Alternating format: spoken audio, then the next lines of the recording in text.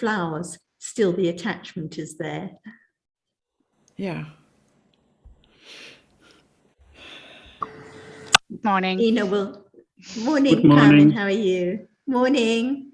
Morning, Mark. Morning, Herman. Good Good to morning. see you, Herman. Morning. Afternoon. Morning for those in Europe. Afternoon for us in Sydney. Yes. Hi, Good Alan. morning. Oh. Hi. Hi, Tam, Nopadong, Leanne.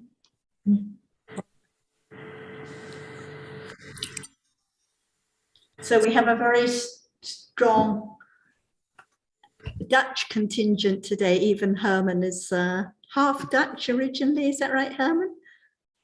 Fully Dutch. Fully Dutch. Yeah, I was born in the Netherlands and I lived there till I was about 12. Right. Yeah. And for those who don't know Herman, he lives in Australia. All right. And Herman, you may not have met Mark, Carmen, and Jotica, who all live in the Netherlands. Okay. Goedemiddag. Goedemiddag. Goedemorgen. And where in Australia do you live? In Bathurst, in New South Wales. It's about 200 kilometres west of the Sydney. Oh, because Over the my mountain. family lives also in Australia, and I know there's a strong community, Dutch community in Australia. Yeah. And where do you live? I'm in Amsterdam, but they live in around Sydney mostly. Okay. Most of them. Yeah. There's quite a lot of Dutch people in Bathurst too. There's after the war, exactly. many people migrated to Australia. Yeah. Yeah. And I'd like to say hello to our friends Jan and Deirdre who live in England. Jan is from Denmark originally. Hi, Jan and Deirdre. I saw your picture momentarily and then it left. Yes, good to see you again, Jan. Yeah. Got it. Yes, hi, Jan. Good to see you and Deirdre. Ik kan niet horen. Doeg. So we have a lot of Europeans today. Can't hear you, Jan. Are you in Australia at the moment, Sarah? Yes, we're in Sydney. Yes. Okay. In Manly. Yes. In Manly, yeah. Okay. Yes. Are you affected much by closures? We have a lockdown here. I mean, it's quite a strict lockdown. The shops are all closed apart from essentials, and restaurants are all closed. But we can go out and exercise. We can swim, and so Okay. we're not really affected. It's fine for us. Okay, that's good to hear. Yeah, they're all good. I think Leanne, who is on the screen, but without a picture, she lives in Sydney. She's in an area that's in very strict lockdown, so it would affect those people more. Yes. Okay, yeah. Hi, Sarah, everyone. Hi, Leanne. Hi, Leanne. Hi. Good to Hi, see you. Leanne. Nice to see you. Hello. It's not so bad where I am. Yep, I'm in the hotspot, but it's not so bad. We can still take our dog, for a walk and all that. So not bad at all. When you just get used to it. Yeah, and compared to Ho Chi Minh City in Vietnam, it's a lot worse there. So I feel we're very lucky here. Leanne, you may not have met Herman before, who lives in Bathurst. So. Oh, hi. Oh, hello.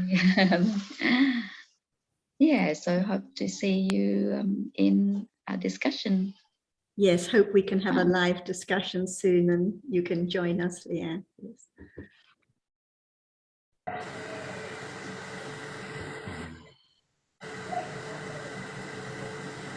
I don't know if Jan is here yet. I can't see her yet. สวัสดีค่ะทุกคน สวัสดีค่ะ สวัสดีค่ะอาจารย์ สวัสดีครับท่านอาจารย์ สวัสดีครับอาจารย์ครับ สวัสดีครับคุณอาจารย์ Jan, I just introduce you briefly to Herman, who lives outside Sydney in New South Wales, who you haven't met before, but we know him from our discussion list for quite a long time, and we've met him before.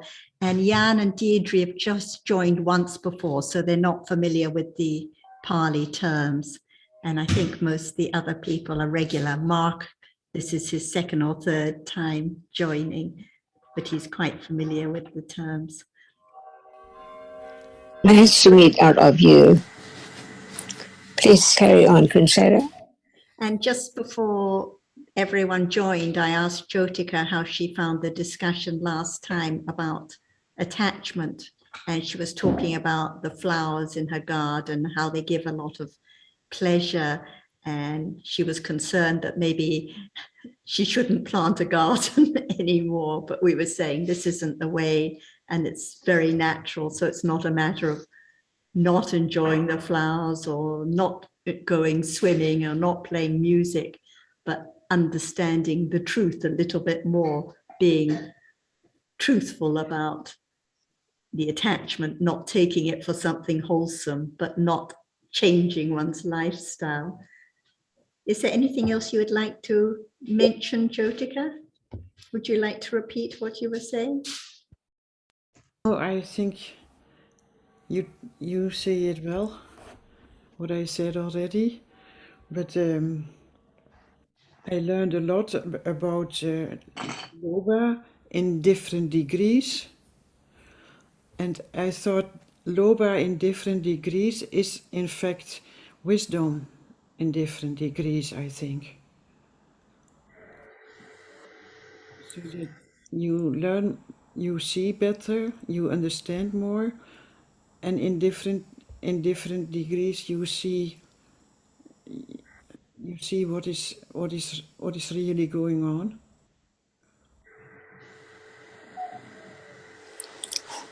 So Sure. I go back to the Abhidhamma book, and I found all these things on the Loba with the different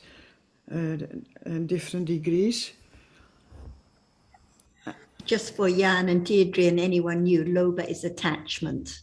So Yes. I just mentioned that. So different levels, different kinds of attachment. So there's ordinary, everyday attachment, like when enjoying the flowers, and then strong attachment when it's strong enough to perform some deed that causes harms to others. So different kinds and levels of attachment.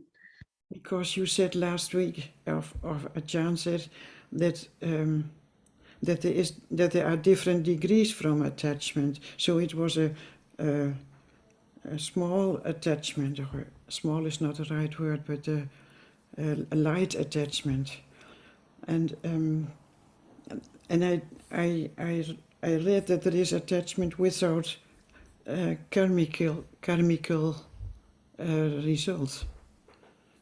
So, but there is this accumulation.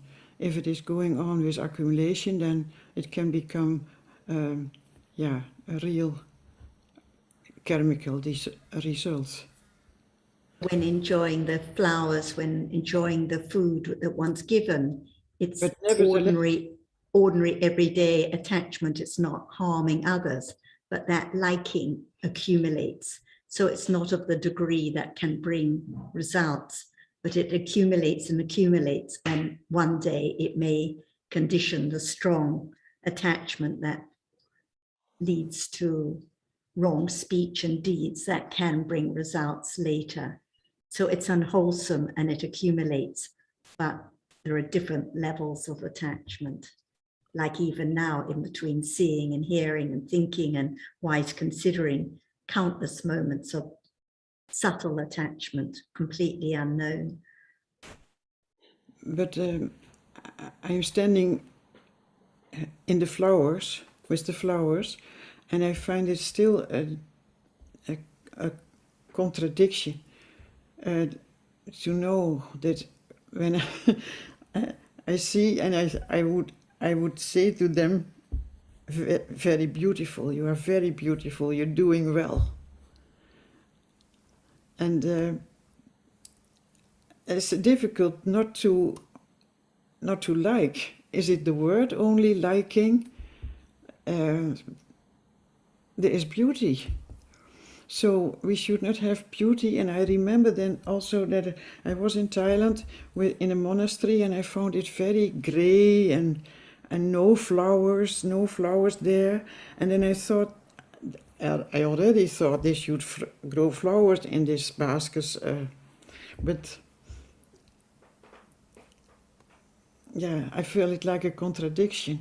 This attachment, and there is this beauty. And so how do we validate beauty? Is it better to stop? If I do not have the flowers, I do not have attachment. Yeah. And what do you mean by beauty when you say there is beauty? Don't we just mean that's something we like? Because there's no actual beauty as such, is there? Beauty is not a reality. It's the liking that's the reality. Yeah, so all the beauty is just liking. All the beauty. So it's just attachment. What we call beauty is the reality of that is our attachment for whatever is the object that we say is the beauty.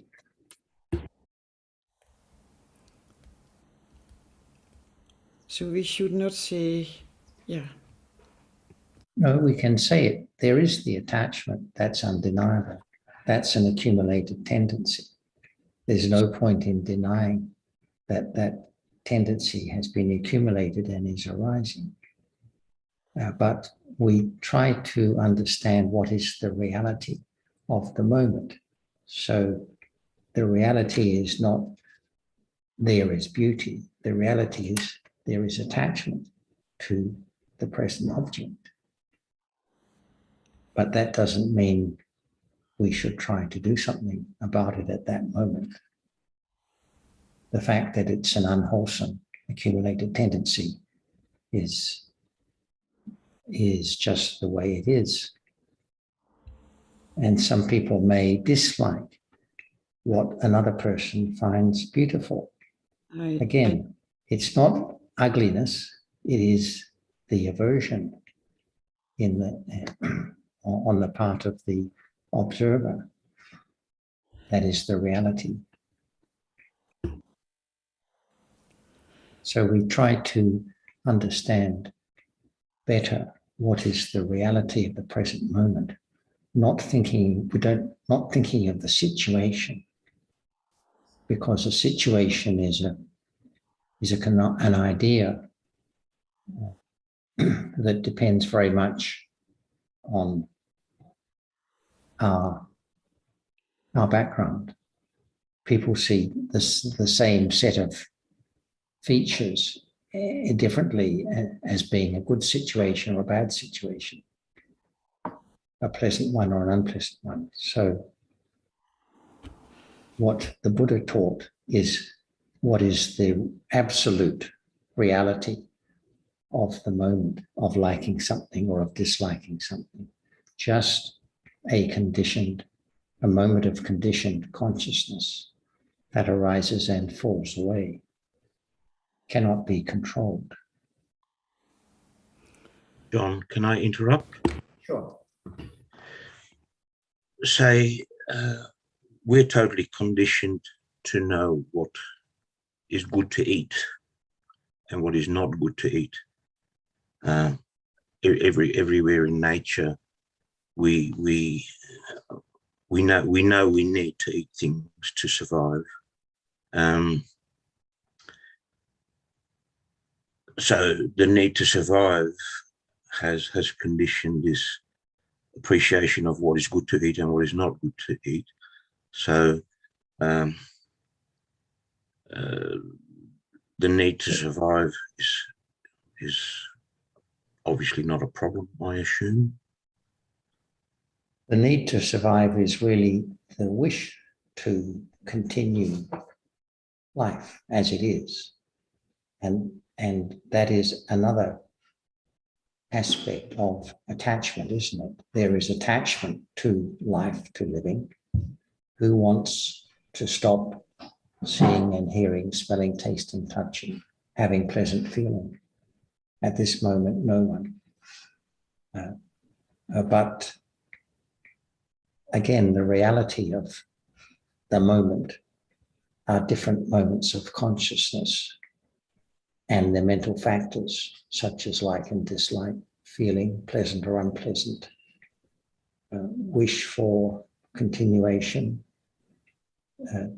and these moments of consciousness and their mental factors arise and fall away by conditions. They happen. So when you talk about knowing what's good to eat, that again is conditioned because it's something that is learnt and something that may change during the course of a lifetime.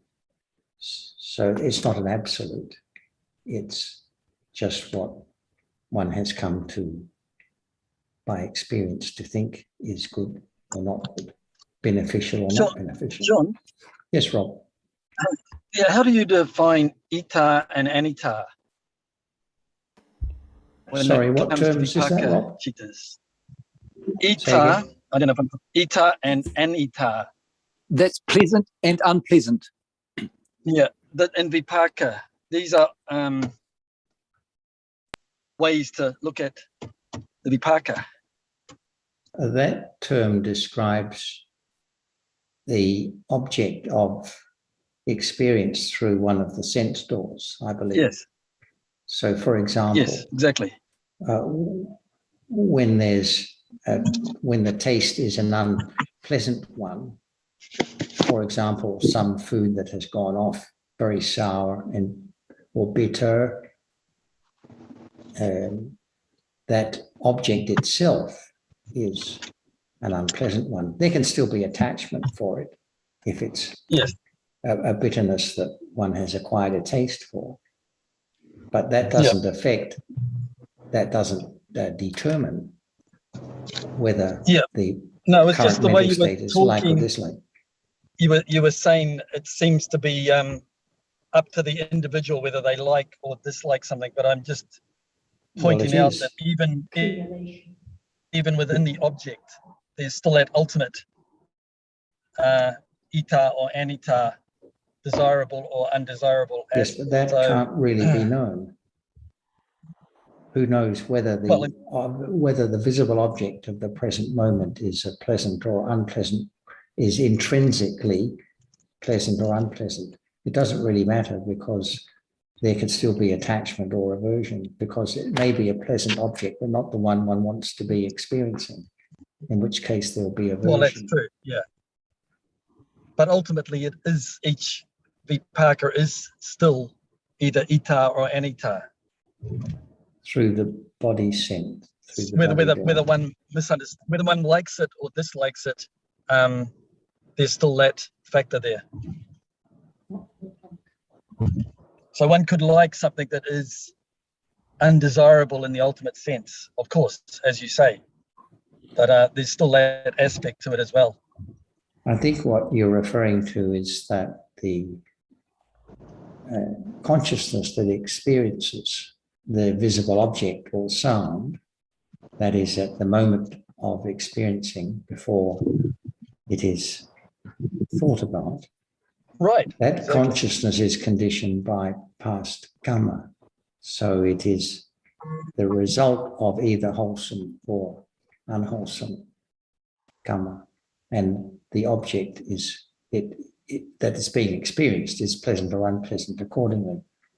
Right. But that can't actually be known. So we're just talking about what appears and can be known at the present moment. Oh, when you say it can't be known, though, what do you mean? It's still experienced. Vipaka can still be known. One may not be able to judge correctly later whether it was desirable or undesirable, but it's still known to some degree. Like for example, the example you gave of the taste, the rotten apple or something, right? One would know that was undesirable, presumably. But what appears at that moment of biting into the rotten apple, what appears and can be directly known at that moment. I think just the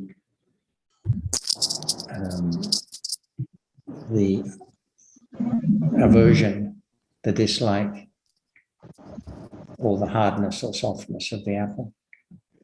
I think also, Sure. Rob, what John was referring to there was that sometimes these objects, the Buddha even himself didn't speak to very much, and not much is known. It is said that to see the Samma Sambuddho, that must be Kusala, a pleasant object by way of idle way. But many other things that happen, like what we're seeing now, we can't say where really what we can guess at it, but whether it's Ittha or Anitta Ramana is really not spoken to much, and it's really often in the realm of kind of a speculation. The vipaka is one thing and the object is another, because the seeing itself is the vipaka. It's not desirable, undesirable. It's just a moment of seeing the result of karma, but it's the object that is experienced by that result consciousness that is desirable, undesirable, but Sundara says completely unknown. And it's different from the accumulated tendency of liking or disliking, attachment or aversion, which depends on the accumulation and the tendency. Let's bring Ajahn into the discussion. Ajahn, would you like to add any comments to any of these points? Maybe I think that we miss a point because we just begin to talk about attachment. Is that right? At the beginning. Yes. And now it's clear. What is it? Not yet. That's why we just heard the word, many words in a day, in one's life. But what about the understanding that word represents? Nothing or something. For example, right now, what is there? There is that which is not known as it is. Is there attachment now after seeing? And at moment of hearing, is there any attachment to anything? Without considering, it's impossible to understand the difference between each different characteristic, which is so very absolutely true. For example, seeing is real. At moment of seeing is there. So no one can deny seeing. No one can say that no seeing or there is no seeing, because seeing is there. But the truth, the nature of that which sees is not known as it is, because no thinking about it. Just like that which is seen instantly, cling to it as something instantly. And there are many degrees of what we use the word like or cling or whatever, but it means a reality which agreeable to that object as it is, no reject at all. For example, at this moment, no one is disturbed, nothing is disturbed. It's there, unknown as it is from moment to moment. So no one knows that actually seeing just one moment, and the other moments after that is not seeing, but experience the same object that seeing sees just right now. At moment of liking, that which is seen is not the moment of just seeing it, only see it and it falls away. This is a very, very absolute truth, but it cannot be known because each moment arising and falling away, and one after one, so very quickly, unknown all the time. So what appears as something, but in truth, that is not that which is seen just a moment ago. But the arising and falling away so very closely. So what is there? The mark of the arising and falling away as shape and form to be remembered as something. But is it something Or is it just that which can be seen? And talking about attachment, who knows that whatever is there can be object of attachment, instantly unknown. That's why we live on. No thought about what we have. It's not so natural in a day. Just wake up and have everything as usual. And something can be known as, I like this, I want this. But before that, after seeing, hearing, no idea about I like everything I touch or I see it all. But it's there all the time. That's why we learn to understand the very, very fine realities, each different one.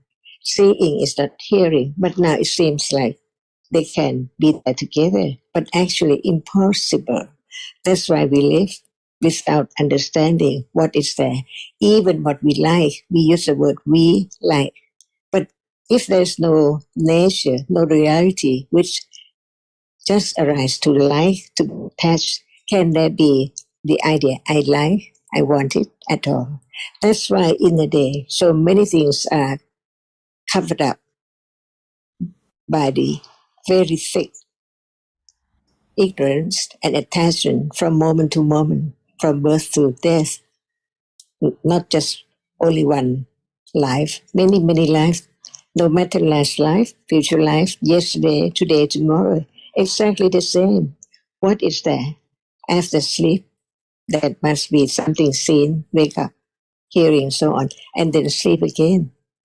It's the stream of that which does not experience anything, and then some moment of experiencing something, and then gone, never lasts at all. So what about attachment or like the nature of that which does not know the truth of the arising and falling away? So that's why it can condition moment of taking it for something permanent as now I see. See? No understanding that actually there is the clinging to that object as I already. That's why we learn to understand each word deeper and deeper, more careful to understand the truth, because only the truth can condition moment of understanding reality from moment to moment as no one and no self and not permanent at all, no matter what.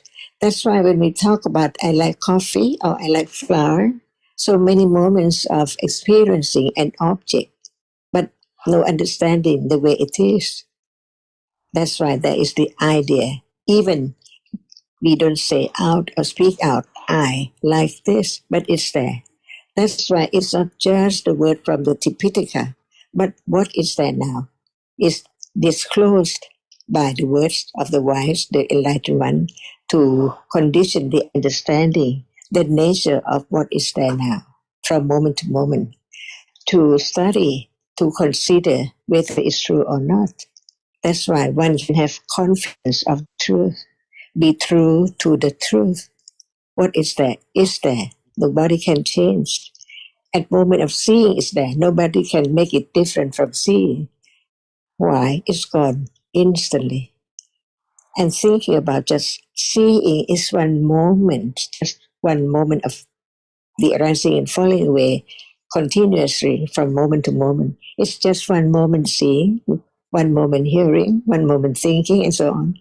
Is this not true? And what is there? Attachment to what is there. So there are many degrees of attachment, but attachment cannot be taken for anything because what arises falls away instantly. That's all. This is a way to learn to understand life, what is there now, as it is, to understand the truth, not to be just the one who just live without any understanding of the truth of what is life and what is this very moment. So we can talk about anything more and more in details in order to understand, to have more confidence of the truth, that each word from the enlightened one must be so true that it can be directly experienced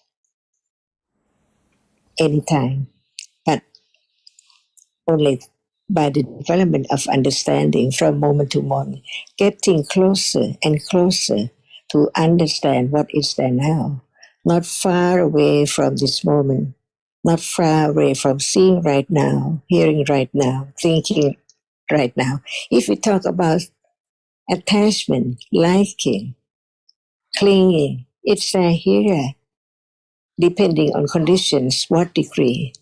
What do you like most today? Or what do you like more than the other? Because you can have many, many dishes for lunch. What is that you like more than the other or the most? It is there to be known. What is there is not me, but there are conditions for such degree of whatever is there, even like or dislike. Just condition and gone. Nobody can take it as one or me or mine at all right now. No matter what is there now, we learn from the teaching about it. Otherwise, there's no idea about what is there at all, because there is clinging to that which is there as something and roll on naturally by conditions to just be just like whatever has been before, not understanding anything. And there is many, many moments, many situations in a day, from moment to moment, from morning to night, sleep and then wake up, to seeing again, hearing again, only that. But it's time to understand the truth, to let go, the clinging. One has to understand the nature of it, whether it's wholesome or unwholesome, it's beneficial or not beneficial at all.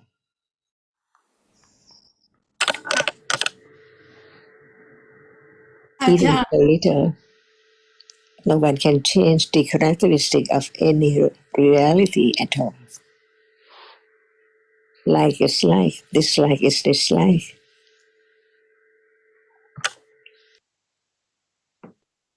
Ajahn, some time ago, you spoke about sense door and mind door, and you explained that seeing does not see color, but seeing sees already shape and form. And I was wondering about, is that not thinking already?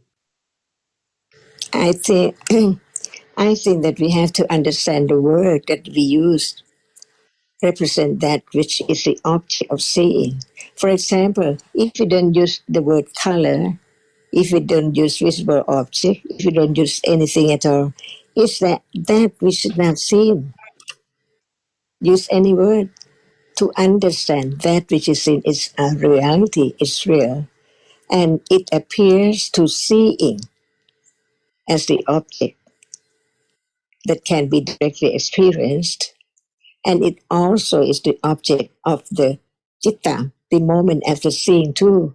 But the other moment, which is not seeing, cannot see at all. That's why Buddha taught about the process of citta from moment to moment after Pavanka. See, Pavanka is a moment without understanding what is there through the six doorways at all. For example, the moment of deep sleep, no eye, no thing, nothing is there at all. But there are conditions just to experience what is there. Can be hearing or seeing or thinking or smell or whatever is there by conditions, uncontrollable, no choice.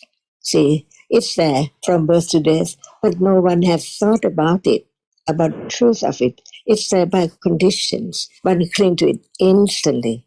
So one can understand what is meant by clinging, not the word, but the moment of just touch and so firm, little by little, not let go at all. It's there.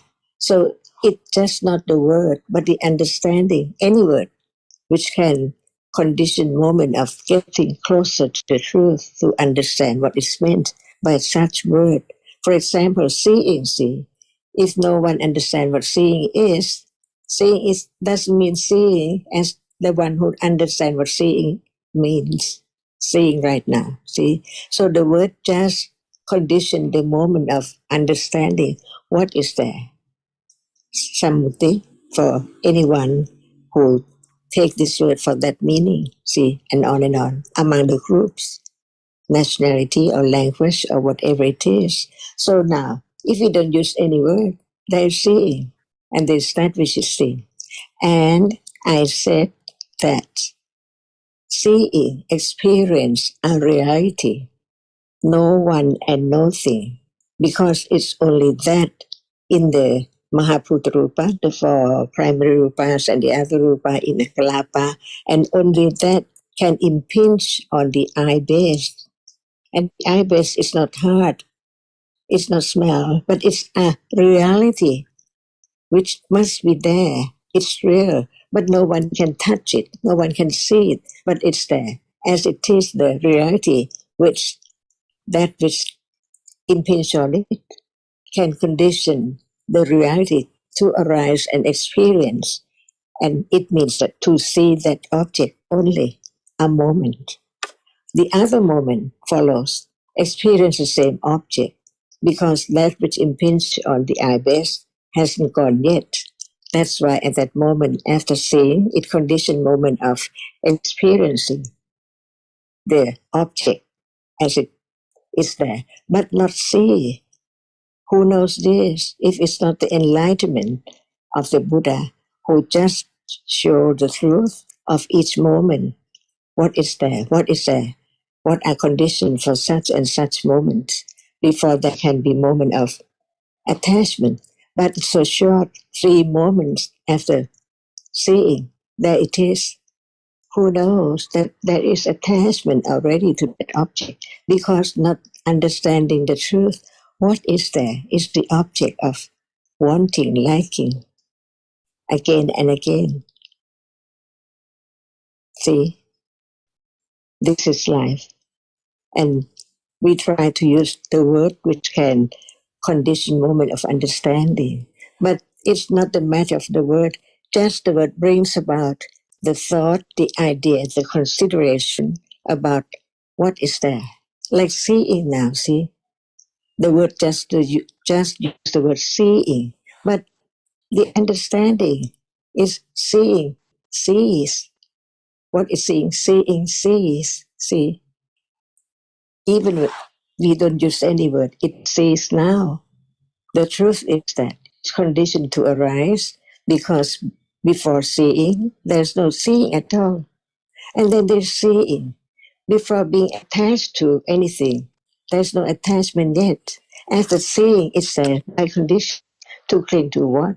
To that which appears instantly, unknowingly, very, very softly, very, very subtle, that brings about the idea of I all the time, and we don't have to speak out that I see, but at moment of seeing, it's already I see, because not understanding the truth.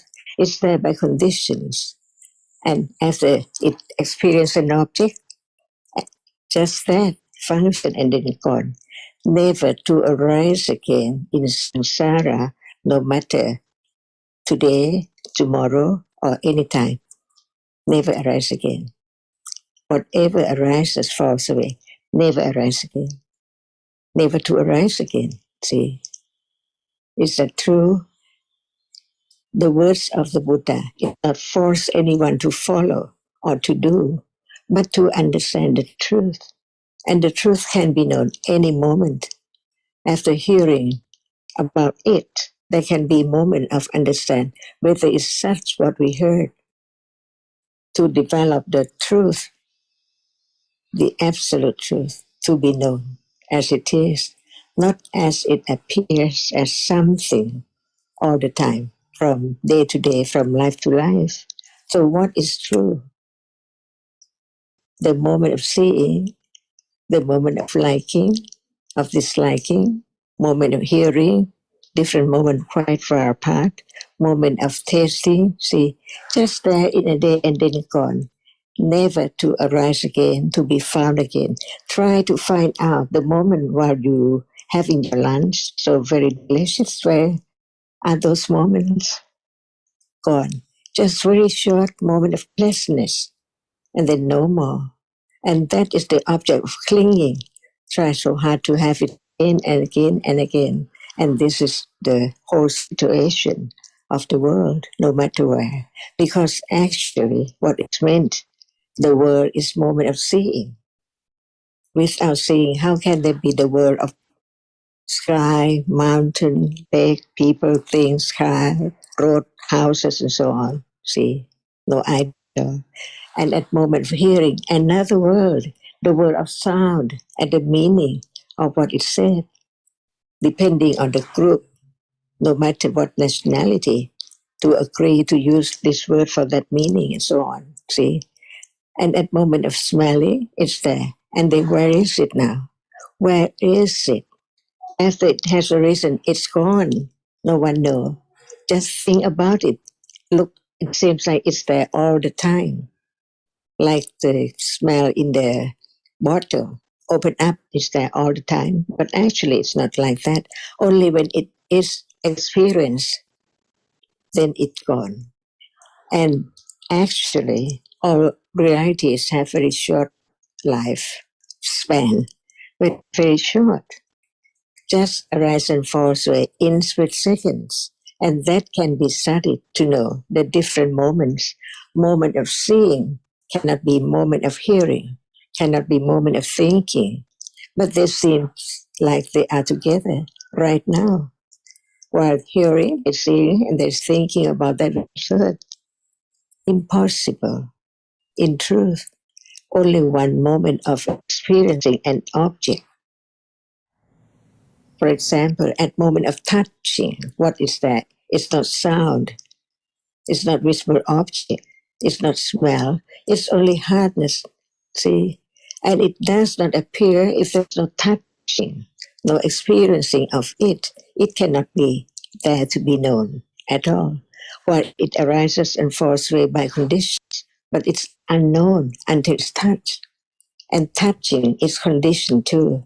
Because what is touching, what is seeing, what is hearing, no eye, no one. But it's a reality which is conditioned to arise to experience. It cannot do anything else, just arise to experience.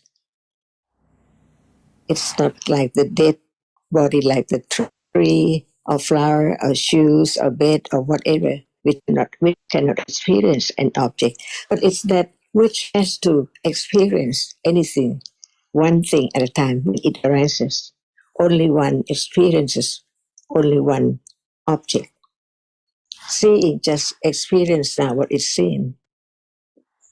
But it seems there are so many things seen, but in truth, just one object impinge on the eye base, how tiny it is. So can a bed or a chair impinge on it? Impossible.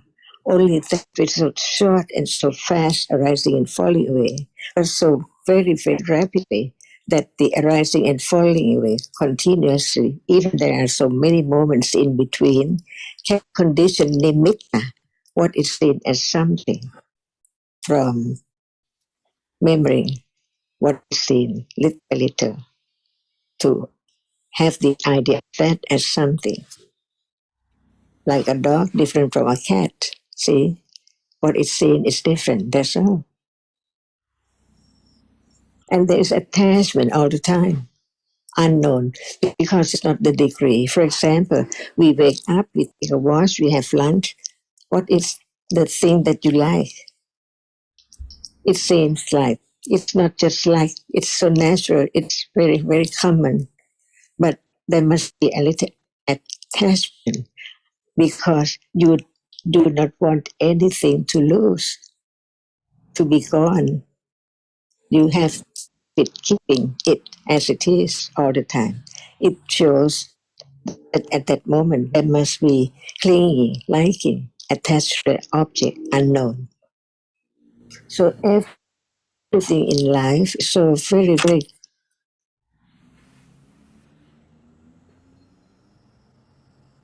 truth is the truth that can be even directly experienced. the truth of it, because it's so true. Before there is seeing, there's no seeing. And then after it sees, it's gone. Hearing something, see, and gone. Everything just arises and falls away in split seconds. But there is attachment to whatever is there by conditions. How can you stop liking that which is seen, no matter what, as object of seeing? Because there is attachment to see. So there is attachment to the object which is seen, to anything which is there. And that condition, the idea of me or self, not understanding the absolute truth of each reality which appears, that is so short, it's gone instantly, unknown. And that can be directly experienced. No one can stop the letting go from clinging, ignorance, until there can be the direct understanding of what is there now, which is not the object of directly understanding at all. So natural, gone, everything.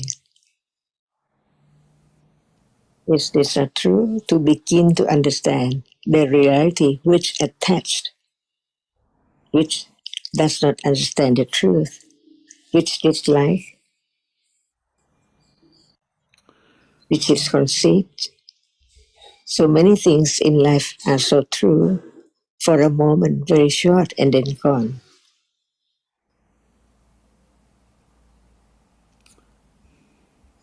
Each moment depends on conditions, no matter it's birth moment or death moment, or moment of seeing, hearing, smelling. No one at all. So it's conditioned. It's not conditioned by anyone's will or anyone at all, because actually each reality is different. Attachment is not clinging to the self, which is wrong understanding, wrong idea, wrong belief. Because attachment can be attached to anything without the wrong belief. Like something can be known or can be controlled.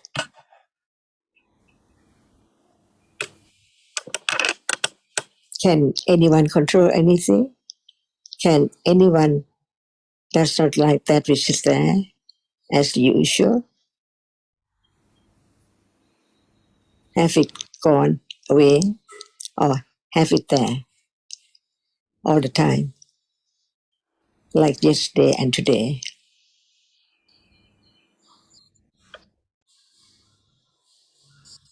Jan, were you about to say something or trying to say something, or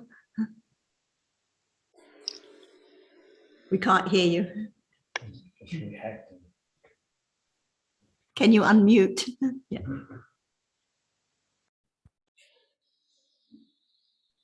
We still can't hear you. Is that better? Can you hear me now? Yes, good. Carry on. Well, I have nothing. It's I don't know if I've understood correctly what I've just heard, but I think I do understand it a little bit. And of course, our conditions, what you call our condition, is in the subconscious. I was thinking of the rotten apple we were talking about earlier, and eating a rotten apple and biting into it and saying, oh, I shouldn't eat that, is a condition, simply because we were talking about also our survival set of conditions. Now, biting into a rotten apple and saying, I shouldn't eat that, that's a condition. It doesn't actually describe the apple very much as it is. what an apple really is. The condition is self-preservation. That in itself is different from understanding the reality as it really is.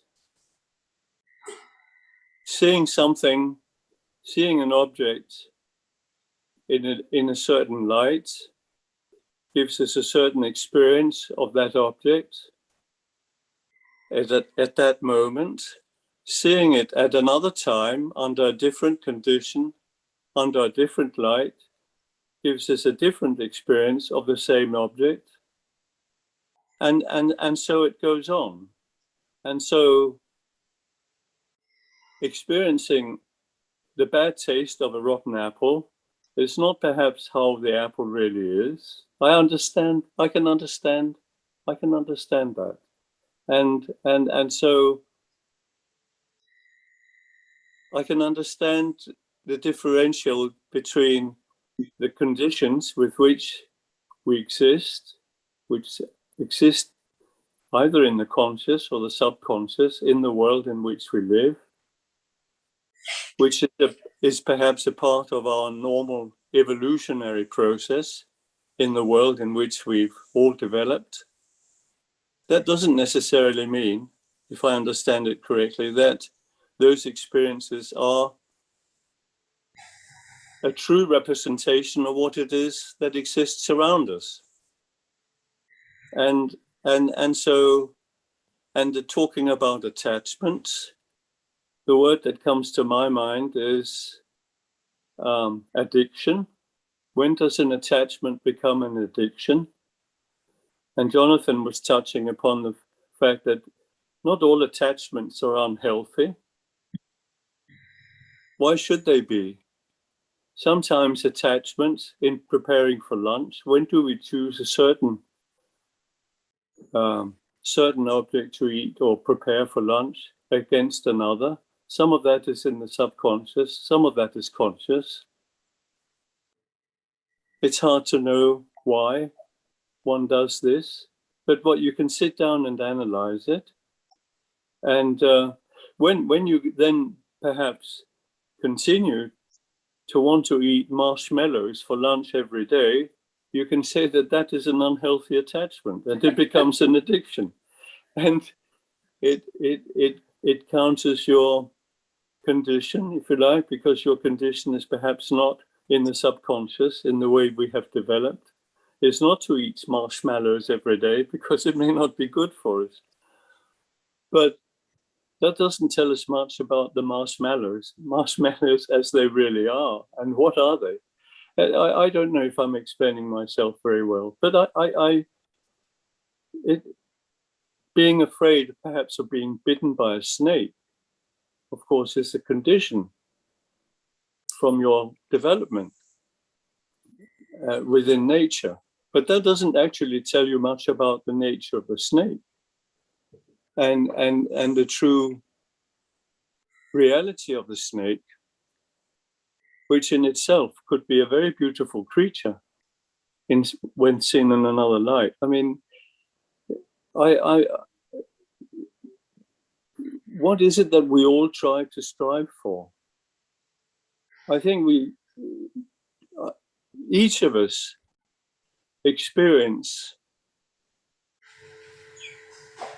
have experiences that are different from others. I mean, we could never see, I don't believe, the same object in the same way. We don't really know. So each of us see the same objects in different lights. We experience and account for it based on what we've experienced before, what we have seen before, what our life has taught us, what our interaction with other human beings have taught us. And that's how we base our own understandings and our own decisions. And so each of us, when we talk about the same object, or the same subject, will come to it from a different angle. And from that can be very positive because we can each learn from each other. But we each have to, if I understand it correctly, have to experience we come back then to what is reality. And reality, perhaps I'm on a bit of a dangerous subject situation here, because what is the ultimate reality? What is the ultimate reality? Perhaps that is something to be searched for, because is there an ultimate reality? Question mark. There are many different answers to the same question. Which is the right one? So this is why when Jan was talking, she was talking about how the ultimate reality has to be at this moment, because life is at this moment. So at this moment now, seeing is real. It's an ultimate reality. It arises, it falls away, but there is no one who sees, because Jan or Deirdre or Sarah are just ideas, figments of the imagination. At this moment now, seeing consciousness arise and sees what is visible. And as soon as there's the idea of flower or food or rotten apple or snake, it's thinking about something that has been seen or tasted. So it's not the seeing and it's not the visible object. So seeing is real, and the visible object that is seen is another ultimate reality. Thinking is real, but the idea that is thought about, the rotten apple, the snake, the story about this person or this thing, these are ideas, not the ultimate realities. And the reason that the Buddha taught, or we talk about ultimate realities and the truth now, is to show that there are just these two kinds of ultimate realities, those which experience an object like seeing or hearing or thinking, and those realities that don't experience anything, such as visible object or sound or taste. And apart from these realities, anything else, the rotten apple, the snake, the person, the table, the computer, are just figments of the imagination, concepts, ideas. And many people will ask, what is the point of talking so much about seeing an ultimate reality now? And the point is to show that there is no thing, there is no person. We live in a fantasy world of people who are in control of life, who do this and that, and who look at flowers and eat rotten apples. But in truth, there's no one who tastes, nothing that is tasted. They're just moments of seeing, moments of tasting, moments of thinking, which arise and fall away. Ajahn used the word citta. Citta means a moment of consciousness. I think we've discussed it together with you before. So life consists of one moment of consciousness following another, each one arising and falling away instantly. So at a moment of seeing, there's no hearing, there's no thinking. The world is just the moment of seeing. At a moment of hearing, the hearing hears sound. Nothing else is experienced. There's no taste, there's no apple, there's no snake, just sound that's heard. But immediately afterwards, there's thinking about the color, the impression, which is what Nina was asking about, the shape, the form, and then the idea of apple, rotten apple, and so on. So talking about seeing, talking about the visible object that is seen, is to show that this is actually life. No person there, no thing there, like no core in the plant and tree at all, just layers which are removed to show it's empty, empty of a thing or a being or a self. So the ultimate realities are those moments of experiencing, like the different moments of seeing and hearing, and the mental factors like attachment or aversion or kindness. And those realities which are experienced like the visible object or the sound, and that's it. That is life at this moment, one moment of experiencing after another, just to show that there is no one there, no one who control, no one who can stop clinging to pleasant visible objects or flowers or anything else. So the point is not to change the life or to stop clinging or to not having any attachment, but just to understand a little bit more what life is at this very moment. Yeah. Don't sit for too long. Yeah. Thank you. May I ask a very simple question? What is a snake? What is what? What? Sorry? It's a snake. What is a snake? What is a snake? What is it? You use the word snake, so I'd like to understand what's a snake. Perhaps that's a Freudian question. I don't know why I brought that up, because I suppose talking about conditions, snake is perhaps seen as a subject of anxiety. It's a subject of fear. Not in all countries. But not in all countries. No. I mean, snake. Then again, we come back to different cultural. Don't we? Snakes can be associated with great wisdom and understanding. They can be revered. And they can be revered. I'm very conscious of all this. Yes, but I suppose with my Western hat on, I bring it up as a fear of fear. Yeah, but you see that it seems like everyone knows what a snake is, but actually, what is a snake? The truth of what we call a snake, what is there? Can it see? Oh, yes, it can sense. So seeing arises no matter in or where. To see, just the right to see. Is that right? Can it hear? Or can it taste? Not at all. So seeing arises just to see. So can a snake see? Yes. So is seeing snake? Or seeing is human being? Or seeing is a dog? Or seeing is only seeing? It's just seeing. No one can change the character of that which arises just to see. See? So can seeing be a snake? Can seeing be a dog? Can seeing be a woman, a man, or anything? Not at all. The truth is that no matter what and when and where is seen, there must be that which experiences, which means sees it. Not think, not hear, just sees.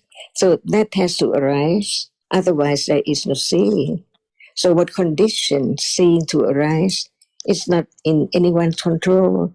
Now, they're seeing all the time while we talk and hear and think, but seeing still is there by conditions. So seeing cannot be a dog, cannot be a cat. The absolute truth is that it's a reality, but without understanding, one takes it for me or mine or hers, or for dogs and cats. But actually, they cannot belong to anyone at all. Is that right? And this is what we begin to understand, why there's no one. There are only different conditioned realities arising and falling away non-stop. Nobody can stop the way it is. And that is made by Dhamma, the way the reality is right now. This is the beginning to understand the absolute truth as no one, no dog, no cat, no thing. Seeing is seeing in heaven or wherever, underneath the water, on the sky, or anywhere. Seeing just arises to see. And this is the beginning of understanding the truth. The truth is the truth. Nobody can change. To be truthful, to be true to the truth, that it is just as it is. And this is Dhamma. It is as it is. That's the way it is. No matter what So we use just one word, Dhamma, the reality, the absolute reality. At moment of life, it's different from this life. Yes. Who can change it, see? So they are all different realities, belong to no one at all, because actually it just is there for a moment, performing its function and then gone. That's why the idea of self is wrong. Wrong understanding, not understanding that what one clings to is completely gone instantly. But without understanding, it keeps in mind that it's there because it has been experienced, has been known. So it's there in our mind or in our thought, but actually nothing at all. And this can be directly experienced. Why? Because it's so true. And there's the one who has developed right understanding strong enough to let go or Thank you. misunderstanding. So Thank now we you. understand more about what is a snake. So what is a snake? Thank you. I'm not familiar with the terms. You have to forgive me. Not simple? Snake? Pardon? See? Sorry, what is a snake? Yes. Well, the way I was just saying something. Jonathan, Can't hear you. I was using the. Jonathan's talking. Sorry. I was trying to, I think Ajahn is asking you, Jan, at the moment of seeing a snake, what is the reality of that moment? Oh, it's fear. Is the reality the seeing or is the reality the snake? Was the reality the fear of the snake? Yes. As but the fear would have to be preceded by seeing, surely. Yeah, well, yes, sure. So the seeing have to come first, wouldn't it? So at that moment. Yes. Yes. Yes. It's very true. Yes. If there's no after the seeing, if there's no thinking because of memory that this is a snake, would there be any fear? Because at the moment of seeing, there's no fear, but because of memory, there is thinking about the shape, the form. Oh, this is a snake that I've heard about or seen in the pictures. So instantly there is fear. So it's the fear is conditioned by the thinking about what has been seen. Yes, yes. So what is the snake in reality? Is it an ultimate reality or is it an idea, a concept about that which is seen? It can't be an ultimate reality, can it? So it's an idea. It's an idea. It's an idea about what has been seen. Yes. So An idea can't kill you, Sarah. An idea can't kill you. And the Buddha warns against grasping the Dhamma incorrectly. If you grasp the Dhamma incorrectly, it is like taking a snake incorrectly, and you will die. That is just the fact of it. Sorry to interrupt. Keep going. No, that's fine. Right. So I think, but Herman, I know you raise a point there, of course, but again, at the moment of seeing whatever the object is, whether it's a snake or an apple or a tree, the moment of seeing the visible data object is a moment of seeing. And that without that moment of seeing, there cannot be the idea of tree or apple or snake, assuming that it's not, at the moment of contact, bodily contact with an object, same thing. There's hardness or softness or temperature at that particular moment. And it's the thinking that follows that moment that identifies, that knows what the object is. So we are, the Buddha pointed out the different realities that may arise, and how the realities that arise, the absolute realities, are different from the thinking, or the ideas that are formed from thinking. Thinking itself is another reality. But the idea that concepts that are formed by the thinking are not. So the Buddha talks sometimes about the baby, or the stupid baby lying on its back. So the baby does not have a self-concept. The baby doesn't think. You put something bitter in the baby's mouth, it will recoil. It has nothing to do with thinking or concepts or anything. It's just the way things are. Bitter has an effect. It not because of thinking. Sour has an effect. Rotten has an effect. Totally not because of me or I think, and just to a good point to bring up about the baby lying on its back. I think the Buddha doesn't say no thinking. I think at that stage of development, there's no idea of what is real and what is not real. There's no idea about the way things are, but there's plenty of thinking, because a baby can feel happy or can react to taste it likes or dislikes. Yeah. So there's thinking. Yeah, but there's no thinking of self, so the baby doesn't recoil in terms of itself. But there is still the accumulated tendencies of liking and disliking.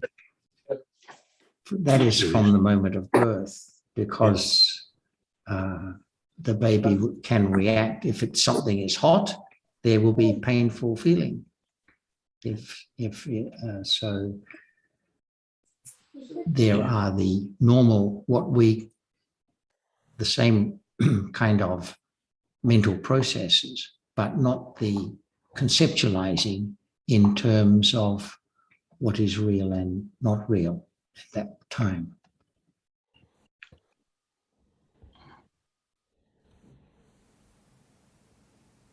I think that talking about baby is a very good way to understand the truth. What about seeing? The baby sees and now seeing. Is there any difference? No. A baby can. But we call it baby. See, why not call it now seeing, as baby sees, seeing baby too? Only idea about what is there. But the truth must be, the truth never change. No matter who sees, dog, cat, baby, grown up, or anyone, seeing is still seeing, only seeing. Without the eye, it cannot see. There is no condition for seeing to arise at all. So seeing is a conditioned moment only.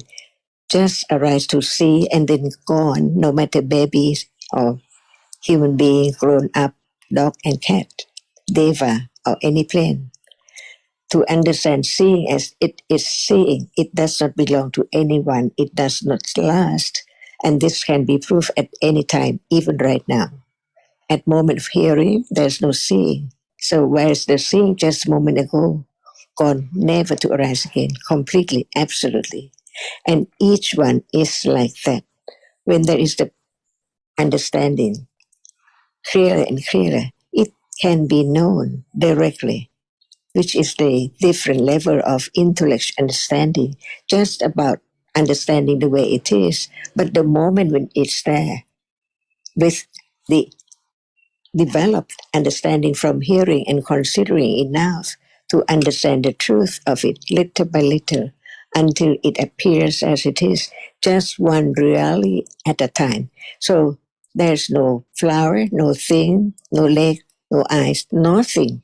Only the reality, no shape and form, experiences an object which is different from that which can experience. Only that, this is the world. The absolute world. In a moment, it cannot be other thing strange or different from this moment as this moment, but the depth or the profoundness of the way it is covered up because of ignorance. No word to condition thinking about its truth at all. But now it's time to hear just one word at a time in order to consider the truth. Seeing cannot be anyone. Seeing cannot to belong to anyone because it's gone, never to return at all. Each moment in life, each life must be as it is.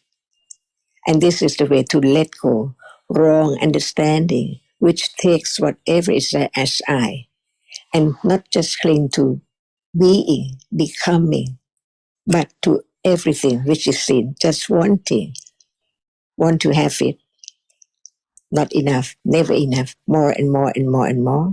And what is now happening, everyday life, conditioned by such ignorance and clinging, wanting, stronger and stronger until one can perform such ill deeds, which condition such unpleasant moment that Buddha shown in detail about each moment, about that which is known at moment of seeing, hearing, what is conditioned to such and such object and to such and such moment and after such moment, which is daily life, but it's covered up without even no thinking about it. Just take it for something as permanent, chair and shoes and everything. So that's why it's the word of wisdom to consider the truth, what is true and what is not true, and what is the benefit of understanding the truth. See, not to be fooled as before. So ignorant cannot understand the truth of that which is now appearing, because the rapidity of the succession of the arising and falling away each moment condition what appears as shape and form to be taken for something from moment to moment. And that is a way or a kind, an aspect of clinging, wanting, addicting when it can be shown.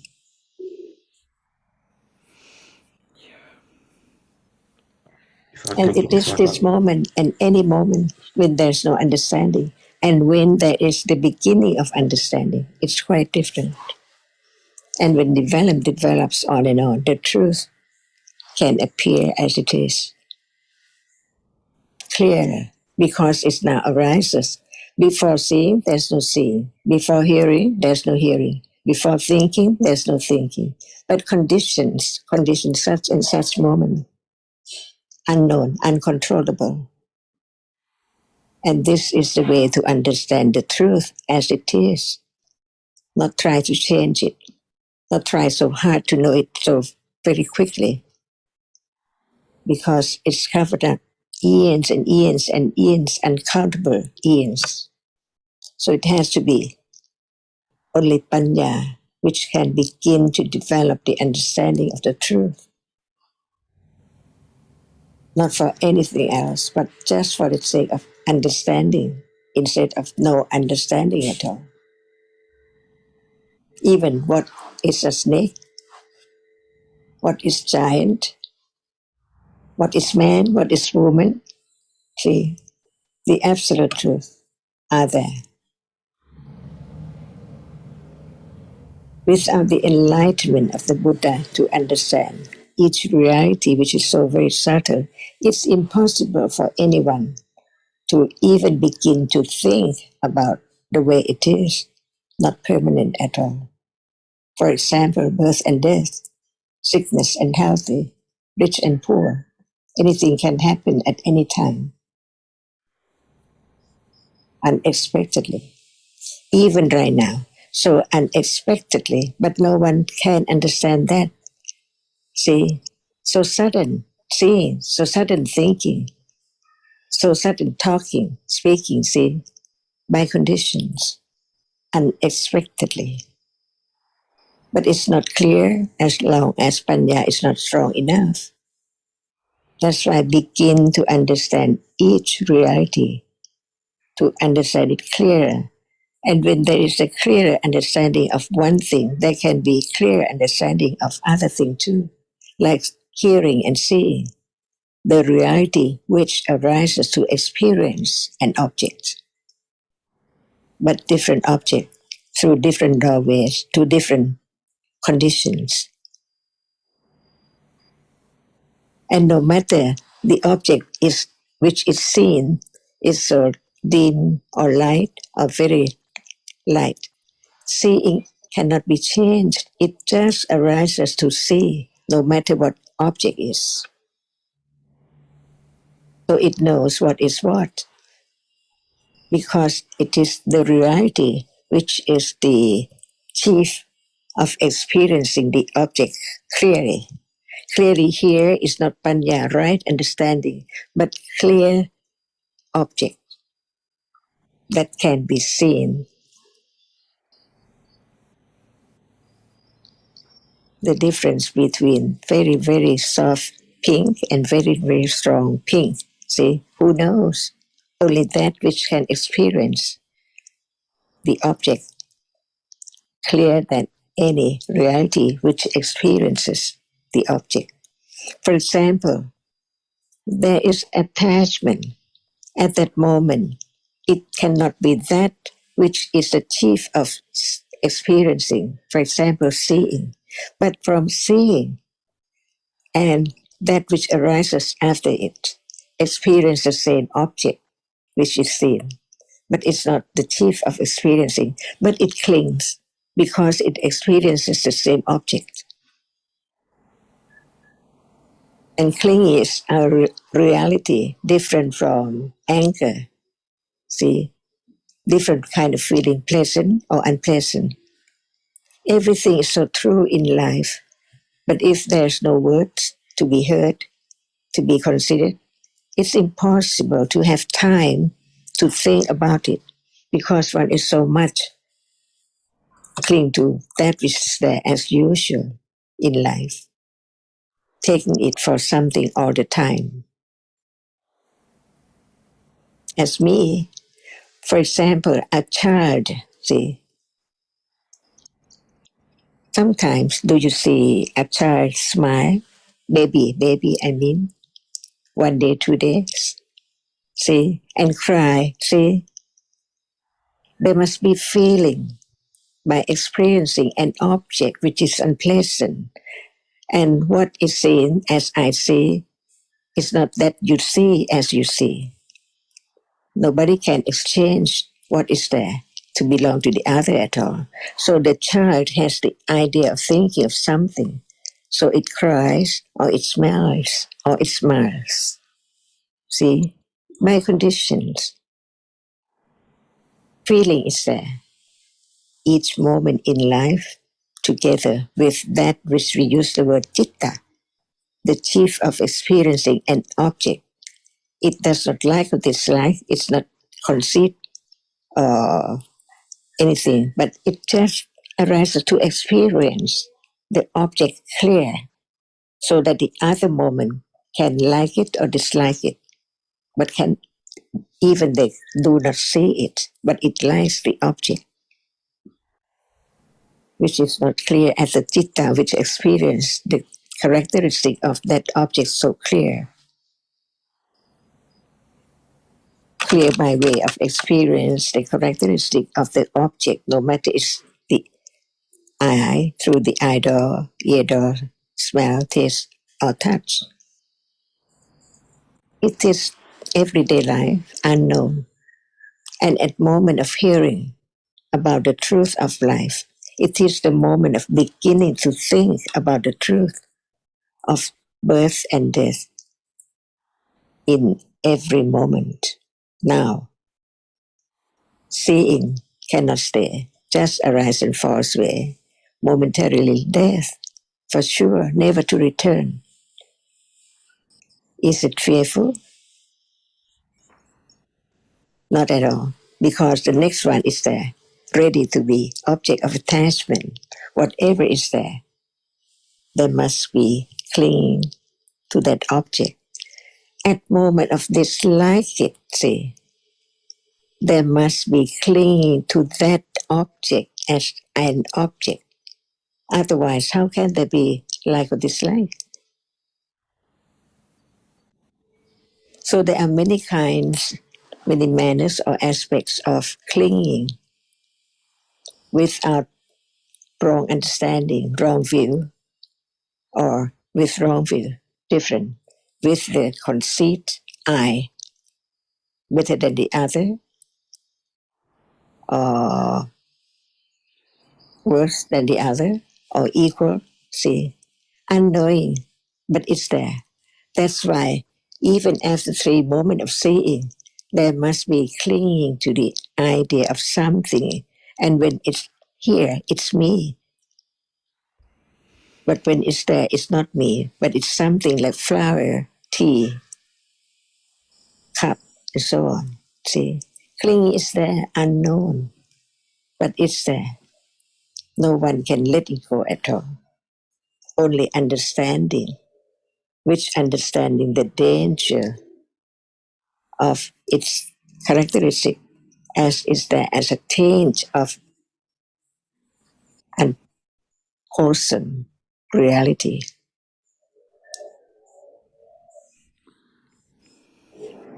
To understand just life, to listen to the truth of life, that's all. And Panya develops on and on from moment of understanding, little by little by little. It can see the danger of what is the use of that which is conditioned just to arise and then falls away, no more. Nothing to be clung because it's not there, but clinging arise again to the other object which is there, as now. So what we learned is what is there now, and here, so very close. The truth can be found at this very moment only. Otherwise it's gone. That which is gone cannot be object of understanding because there's nothing after it's gone. Only that which is there. And the truth of that moment is so short.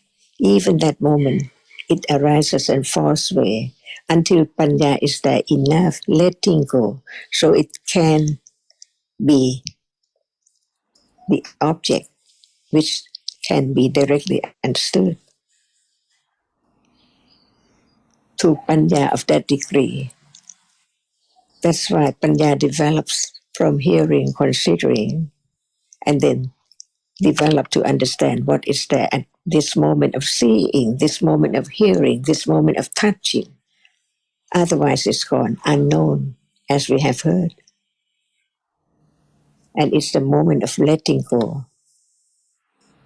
So it can appear so clear enough, which hasn't been object of experiencing before, the truth of it stage by stage, as we use different words, vipassana or jhana. We are talking about that which now arises and falls away, and understand the change little by little from one object to another object, see.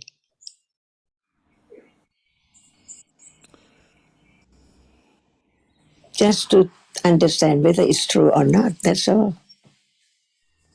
It's one's own confidence, one's own understanding, one's own understanding to be true to the truth, or to be blind. I like this dog so much, it's my dog, and so on and on. It's there, and it can be known as it is, not anyone. It's a characteristic which is different from other characteristics. So we can say, oh, now he's angry, or now he is attached to this and that, or I, see. But they are all absolute realities for just very short moment in life, in a day, in a moment, in samsara. When there's no understanding of the danger of why it is not there's no one, but it keeps on arising and falling away. Why let it be just like this on and on, non-stop? Where it can be the end of the very tiring task, just arise and fall away, never to return. Even clinging itself, just cling and then gone. The next clinging is not the same one. All new. But it conditions more attachment and clinging to wrong understanding of self or things from moment to moment. So just understanding one characteristic clearer, closer enough to understand the truth, that Panya can let go the idea of self from it. And it means whatever is there now. Otherwise, it cannot be the strong Panya, which is so sharp to cut off the idea of self.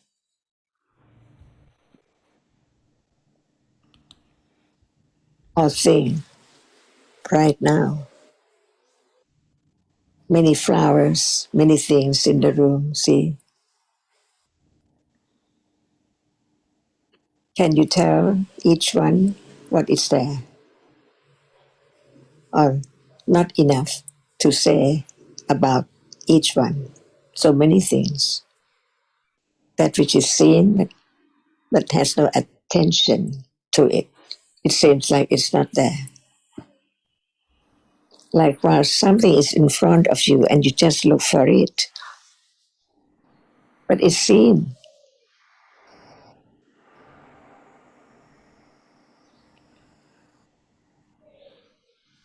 To begin to understand what is meant by no self and no thing and no one. And there can be that which appears one at a time and gone forever, no, never to be returned at all.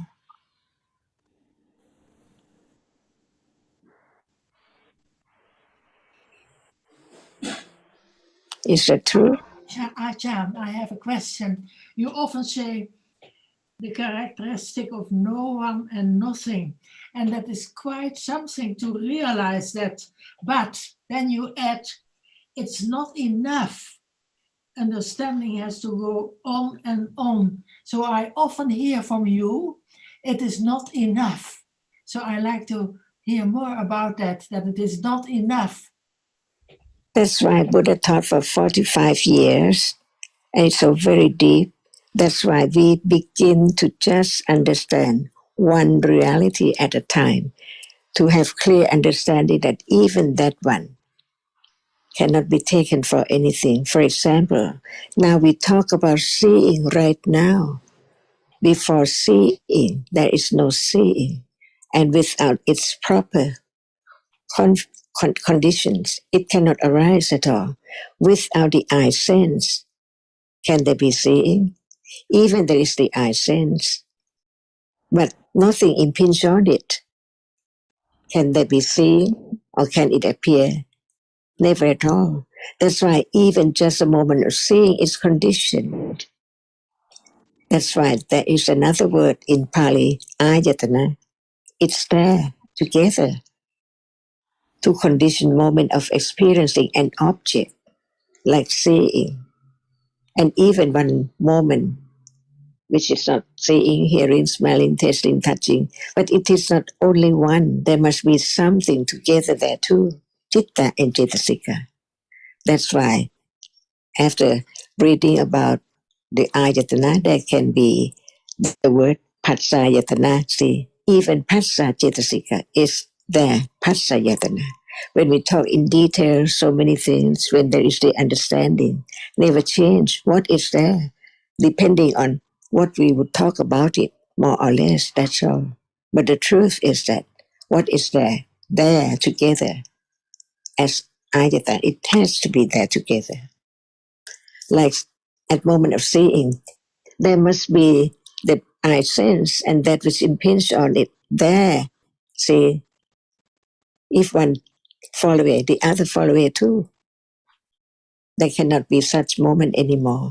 That's why the rupa, the reality which is seen, lasts for 17 moments of citta. And when it's gone, no more that process which has that object as object. See? Only that in life conditioned each moment.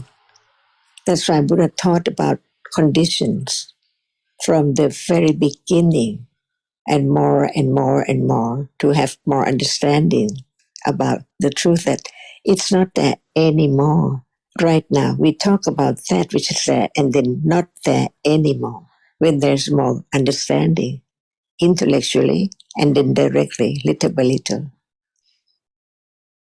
And the letting go has to be panya, to know what is there lurking. Attachment doesn't show up all day as asava, when nothing special is the object of like, dislike, or wanting. It's there. For example, a child, no idea about the word self, but it's there. It's there. What is it? It's me. It's a reality, unknown, ignorance, like the other adult or a baby, exactly the same.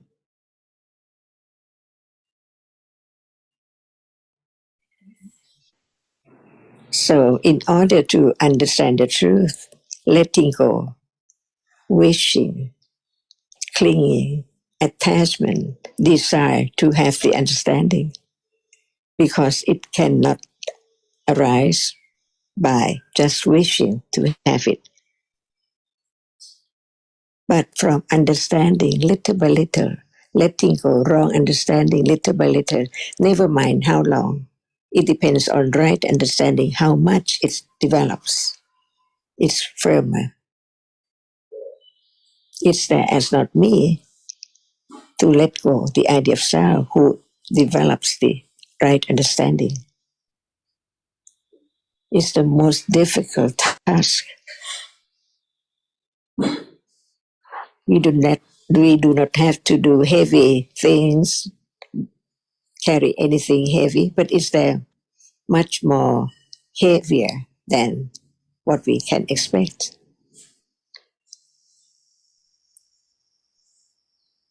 Because each moment is under the desire to have it. For example, what is meant by survive? See, we use the word survive, but what does it mean? No matter one likes it, wants it, survive it, it's there by conditions. So survive what? Ignorance or what?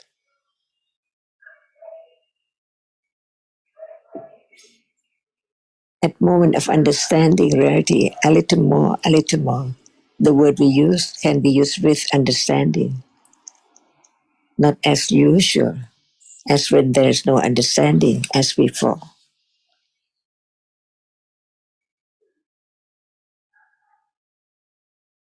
Ajahn, you just mentioned ayatana. I'm sorry about the Pali term, but there is no real translation. They translate it as sense field. But I understand ayatana means always realities associating, being together. But I still don't understand it very well at the moment of seeing. What are the ayatanas? The eye sense is Chakayatana, right? Yeah. It has to be there. It cannot fall away. It has to be there, not fallen away yet. And the object is there. Without the object, at moment of seeing, we use the word Rupayatana. See, Rupa and Ayatana. So it is Rupayatana, two ayatana. And there must be Chitta, the experiencing. It's there. Experience that which is there, which hasn't fallen away yet. They must be together. So Chitta is the word Manayatana. And Chitta cannot arise alone. So it has to be Cetasika, Dhammayatana, together. See? as ayatana. And what about Dhammayatana? We can use the Paccayatana, Vedana Yatana, and so on, because they are there. So when there's understanding clearer, we don't mind the word. Whether we use this word, or do we have to not using this word, or depend on understanding. Why? Passa is ayatana because it's there. So that is the word Passayatana in Tipitaka to clear up what people can have doubt or expect how to use it. See, but it's not a matter of using just following the way people speak, but to understand what is there. Is Passa there? When it's there, it has to be ayatana, which means it has to be at the meeting point, at moment of seeing too. And we talk about the highest realm. What is that? Neva, Sanya, Naha Sanya, Yatana. See, even Ayatana there must be at that plane too, at that very moment of Chitta. This is the way to understand the truth. And it agrees with what is there in the book that Buddha taught, but it depends on deep, profound considering to understand the truth of no self from the very beginning. So when we talk or when we use the term Chitta, we have the idea or understanding it's Chitta, it's not self, it's only a reality. When we talk about Passa or Lopa or whatever as Cetasika, it's there. See, no one there at all. The truth of it, that it's not self. So when there is such firm understanding of everything cannot be taken for self, there can be more understanding of each word which is there in the book or which is heard as no one. Like seeing, see, no one. Hearing now, no one. Thinking now, no one. A moment of conditioned realities. Uncontrollable to think in such a way that one would like to think, impossible. Or dhammas appears unexpectedly, anatta all the time. But panya, right understanding, is not enough to understand each one. So it seems like the stream of reality is as I, or thing, all the time. But when there's understanding, it's broken into just one reality at a time. Just there and then no more, beginning to understand the truth, which hasn't been directly experienced yet, but the truth is there. No one can change. So one day, when Panya understands better and better, clearer and clearer, reality appear to that which understanding it, not just that which has no understanding right now. Hardness appear to no understanding. But when there is the understanding, the arising and falling away is there. To panya of that degree of understanding the difference between the reality which experience and that which is experienced. Nothing at all at that very moment. And that means clear object appears well as it is. As it does not appear like that, it does not appear well at all.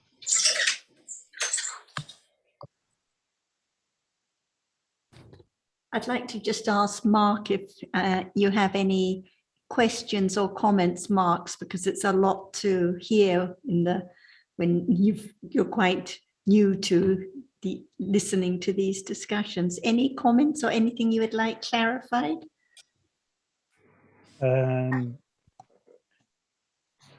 The listening is hard for me, but at the same time, there are pieces which I understand, which enlighten my understanding. So I'm very happy. I do have a question, but it's not directly connected to what is discussed now.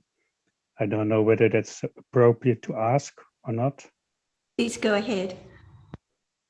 I was thinking about the result realities, like some things we experience are a result of karma, and then afterwards there can be thinking and there can be actions of us, but they're not vipaka, but they are results of conditions. And I wonder what is how I can see the difference, because all things which happen are because of conditions, but some are because of karma and some are not. So how should I see the difference? It seems it's a bit the same to me. This is why we were talking earlier about seeing and hearing, or tasting, for example. These are result cheetahs, vipaka cheetahs, that are the result of karma. They're not wholesome or unwholesome. They're just the results of past wholesome and unwholesome karma. So that's why at some moments of tasting, it's maybe tasting a pleasant object and sometimes an unpleasant object, but they're just result cheetahs, different from the attachment and clinging that we've been talking about, which follows after the seeing and hearing. The attachment follows because of the habit, the accumulation of liking and being attached and thinking about what has been experienced through the sense doors. So, for example, at nighttime whilst dreaming, there are no sense experiences, no moments of seeing and hearing, no vipaka cheetahs while dreaming. There is just the thinking with liking again and again and again. But now there are moments of seeing, moments of hearing, with thinking in between, liking in between, the habit which accumulates more and more attachment going forward, or moments of understanding which accumulates more understanding in the future. So the accumulated tendencies, the real condition for them is that habit, that tendency of liking or disliking. But if nothing was seen or nothing was heard, would there be any thinking about it? Would there be any liking of it? So because there are the vipaka cheetahs, the seeing and hearing, it's bound to be followed by the thinking and the liking and so on.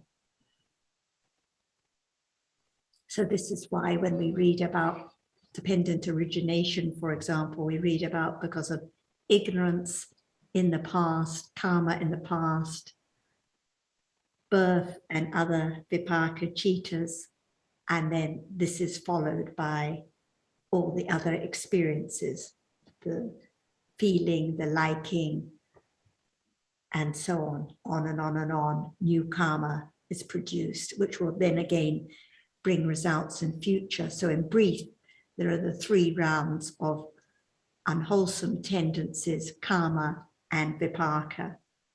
Vipaka followed by kusala and akusala, new karma, on and on and on, and right through samsara until the understanding has developed and become fully enlightened to eradicate the cause, which is the ignorance and attachment. And if I could just add briefly, Mark, you said that the thinking and the actions that follow the sense door experiences are not vipaka, but they're the result of conditions. Well, that's loosely speaking, we can say their result. But if we want to be more specific, there are different kinds of conditions that apply.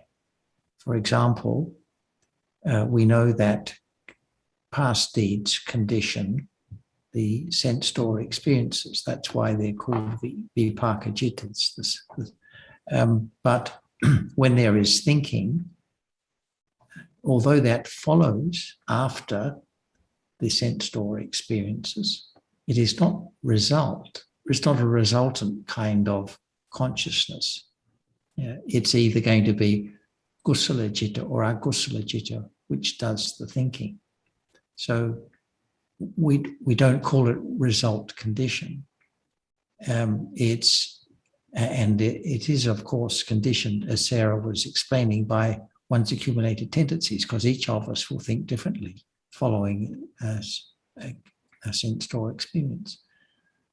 So to make it clearer, we'd say that all realities are conditioned, but different realities are conditioned in different ways. And that's why we talk about the different kinds of condition that may apply. Yes, it's very good that you specify the thing you say now, because the question is, I think, what does condition the kusala or the akusala thinking? What is the cause? What does decide whether there's kusala or akusala thinking? If it's not karma.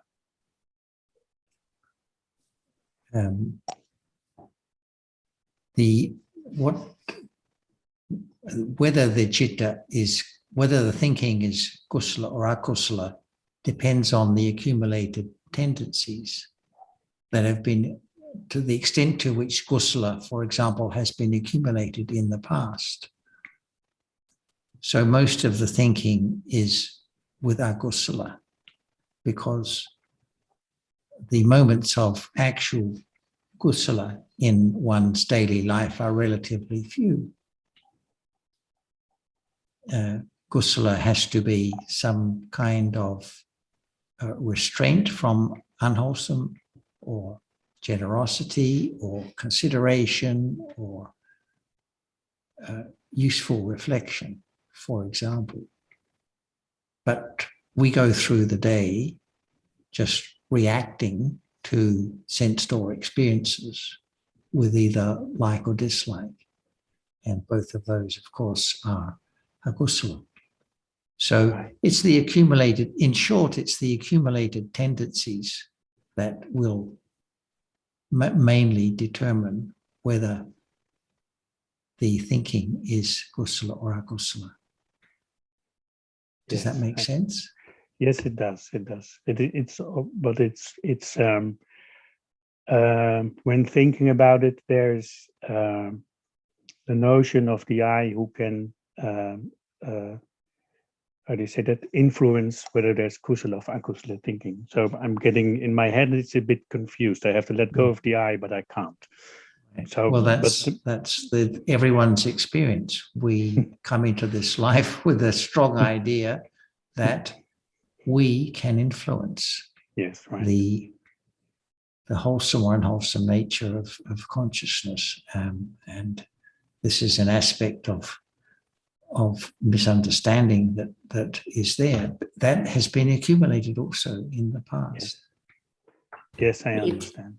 The attachment now is not because I decided to have attachment now, but what is seen is conditioned instantly for that attachment, like the pretty flower, the color that is seen instantly, that there is a tendency of attachment to that particular color. For one, it may be pink, for another, yellow, but that attachment, that habit of attachment is there, not because of anyone's decision.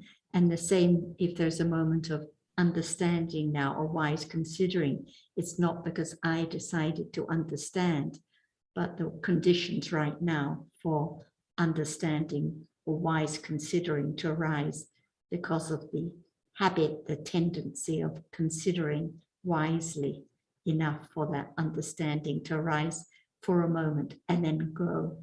No one can make it last. No one can stop it arising. Yes. And the same thing if there's seeing the visible object and thinking immediately of the snake and fear arises. No one decides to have that fear, but that fear arises because of memory and thinking instantly. So whatever arises is by conditions and then gone because of the different habits and tendencies. And the one who has no more fear, then whatever is seen, no conditions for fear. But as you commented earlier, discussing these things and asking the questions and discussing it helps one to realize just for a moment that it is the I. There is the idea of I who can control. Otherwise, one wouldn't be aware of it. So just for that moment, it may be moment of kusala. And so we can see an example of how hearing the Dhamma and discussing the Dhamma can be a condition for kusala.